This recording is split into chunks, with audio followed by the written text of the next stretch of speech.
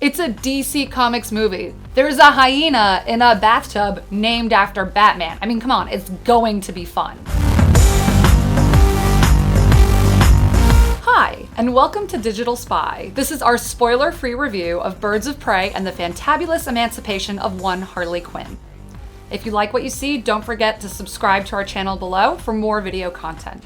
I'm Gabriella, and my favorite bird of prey is the red-footed falcon.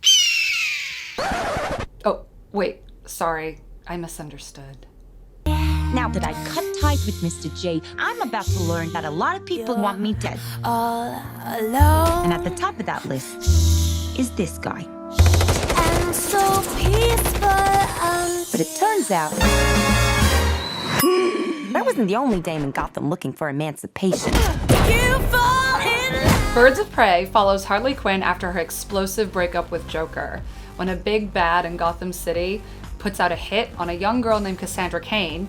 She teams up with some ragtag superheroes to make sure that Sionis can't take over Gotham City.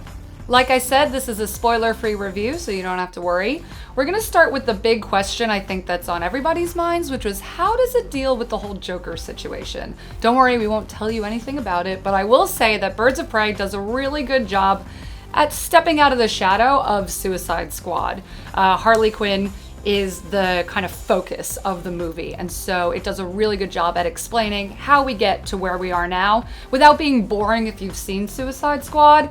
And if you haven't, it still gives you enough information to get knee deep in the absolutely bananas world of Gotham City in this movie. What? You are so cool. You never. And you're dumb enough to be building a case against him. So, unless we all want to die very unpleasant deaths, we're gonna have to work together. Sure. As the trailers indicate, the show is definitely Harley Quinn's, but enough time is given to the other characters that it doesn't feel too one note, and they all get their action-filled pasts really explained in a lot of detail without it being super exposition heavy where you're kind of like, I know, now it's time to tell the audience about X. So it really feels really natural. I think in part because Harley is being introduced to all these people, so we get to meet them with her. And the action in this movie is perfect chef's kiss. Oh my God, I loved it. I love violence. I know that sounds really weird. I really like Quentin Tarantino. I like, a lot of gore, a lot of violence, and this, was perfect. It wasn't gory, I'll say that. So if you're faint of heart, I think you'll be okay. Speaking of the action, obviously in any good superhero movie, choreography is key. And in Birds of Prey, the choreography is really centered on the types of characters that these are. They're women, and can't ignore it. I'm really excited. It's great. And one of the things that makes it so great is the choreography is really done with them in mind. So things that you might consider a detriment to a woman fighting a man, really are turned into strengths. And you can tell that these people are really doing these actions. I feel like in superhero movies, you get a lot of like the comical, I'm lifting up this giant heavy object now and it's so light and oh yes. But in Birds of Prey, you can really tell that they're like exerting themselves, right? Like it takes effort to run and jump and kick and punch, and I wouldn't know because I don't do any of those things. But it takes some effort, and so you really get the sense that like it's grounded in reality, even though it's very unrealistic, shall we say? What year? You gotta be kidding me. Isn't this fun? It's just like a sleepover. We should order pizza. Big Cosmos. Harley, focus. There's been a lot of commentary, particularly on Twitter, about the sex appeal or lack thereof in the Birds of Prey movie. Sexy people are great. And I will say, like, these women are totally kick-ass and very powerful, which I think to a lot of people is a turn on.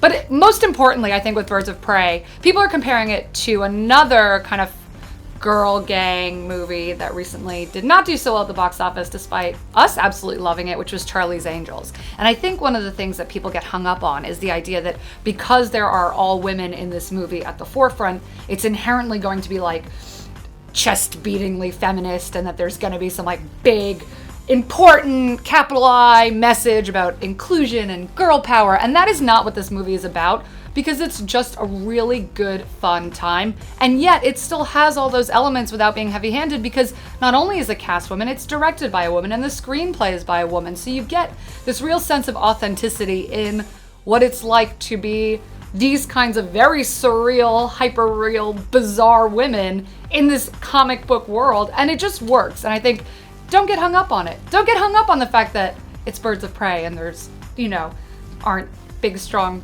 Thor-like men running around. Like, they're great. They're great on their own. They do the job. It's so much fun while you watch it. You're gonna have a blast. I'm